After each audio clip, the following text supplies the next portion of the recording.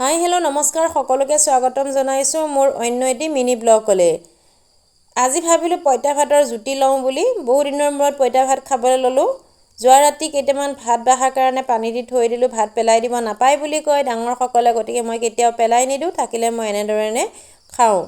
এয়া চাওকচোন, পঁইতা ভাতকেইটাত মই এনেকৈ অলপ পানী ঢালি লৈছোঁ, লৈ পেলাই কাবুলি বুট, পিঁয়াজ, ৰঙা পকা জলকীয়া আৰু এয়া দেখিছে পিঁয়াজ লৈছোঁ, কণী আমলেট কৰি লৈছোঁ, মাহৰ ঘিলা বনাই লৈছোঁ আৰু বেঙেনা ফ্ৰাই কৰি লৈছোঁ। বেঙেনাটো অৱশ্যে পুৰিব লাগিছিল, পিছে পুৰাৰ সুবিধা নাপালোঁ। তথাপিতো অত যে তৃপ্তিৰে ভাতকেইটা খালোঁ, বা মাছ মাংস সেই তৃপ্তি দিব নোৱাৰে।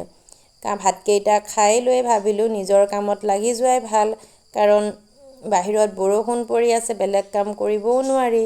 সেইকাৰণে আহি যোৱাকালি ধানকেইটা ভাঙি থৈছিলোঁ আৰু আজি এই ধানকেইটা চাফা কৰিব খুজিলোঁ, অৰ্থাৎ চাউলকেইটা এনেকৈ জাৰি চালি চিডিল কৰি থ'ম বুলি ভাবিলোঁ। কামত লাগি গ'লোঁ। ভাতকেইটা খালেতো নহ'ব, নিজৰ কামখিনিতো নিজে কৰিবই লাগিব। তো এনেদৰে নিজৰ কাম কৰাত লাগি গৈছোঁ। আপোনালোকে পঁইতা ভাত খাই কেনেকুৱা পায় জনাবলৈ নাপাহৰিব দেই। মোৰ কিন্তু বিৰাট ভাল লাগে, পঁইতা ভাতৰ জুতিটো মোৰ বহুত প্ৰিয়। অৱশ্যে আমাৰ অসমীয়া মানুহে পঁইতা ভাত বেয়া হয়তো নাপায়, নহয় জানো? তো পুনৰ আন এটা ভিডিঅ'ত লগ পাম। তো আজিলৈ আহিছোঁ, বাই বাই।